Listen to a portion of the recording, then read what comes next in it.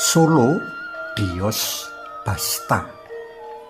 Panglimbang 5 menit dina Selasa Pon tanggal 26 Mei taun 2026. Kapetik saka Injil Markus bab 10 ayat 28 tekan ayat 31.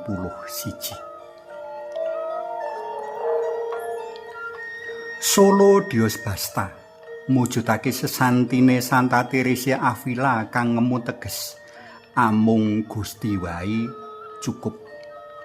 Kanggo wong kang temen-temen mangerti pigunane nderek lan nyawiji Gusti kaya Santa Teresa Avila, ora ana brana donya kang luwih pangaji tinimbang Allah kang banget ditresnani lan tresnani.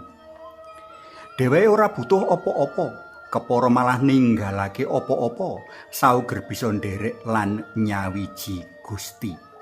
Kanthi tembung liya, wong kang tresna lan kupiya nyawiji Gusti bakal ninggalake alias ngurbanake barang darbeke kanggo Gusti.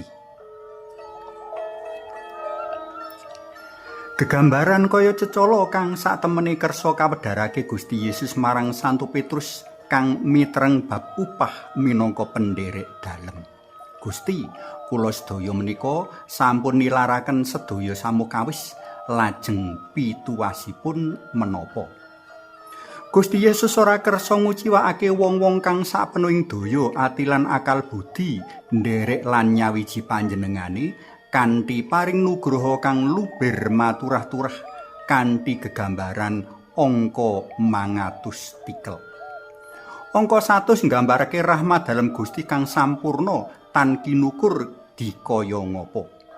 Menawa ukuran pituas Santo Petrus uga mbok menawa ukuran kita isih asipat kadunyan, nanging ukuran pituas dalam Sang Kristus asipat kasuwargan. Kita ora pareng negesake sembulih 100 ping tikel minangka pendherek dalam Sang Kristus kanthi apa anane. Teneh mengko ora beda karo panemune sedulur tangga sebelah kang menawa nderek Gusti nganti direwangi mati bunuh diri kanthi njeblokake awak nganggo bom. Ing kanane bakal antuk pituas 70 widodari utawa luwih. Gusti Allah menawa pangajine ngluwi atusan omah, atusan sanak kadang, atusan bapa lan biyung, atusan anak-anak sarta atusan bengkok, tegal lan sawah.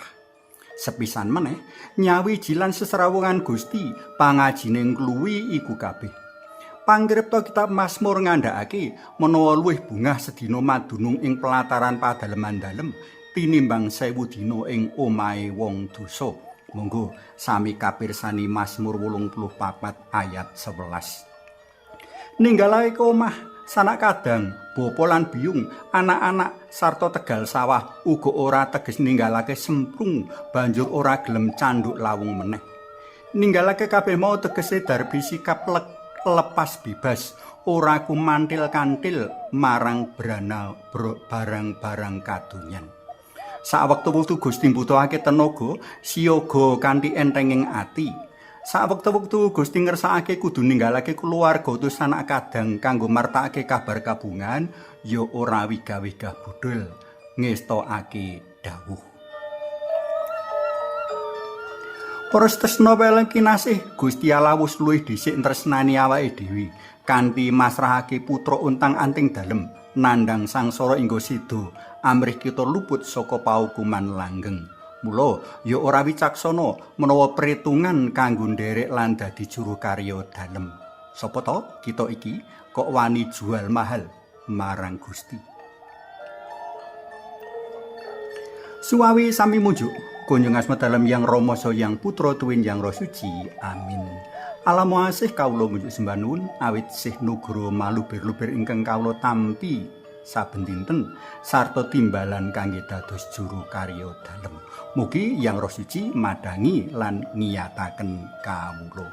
Mugi nurna Yang Rama Yang Putra Tuwin Yang Roh Suci kados sing mula buka sakmenika sarta ing saklami-laminipun.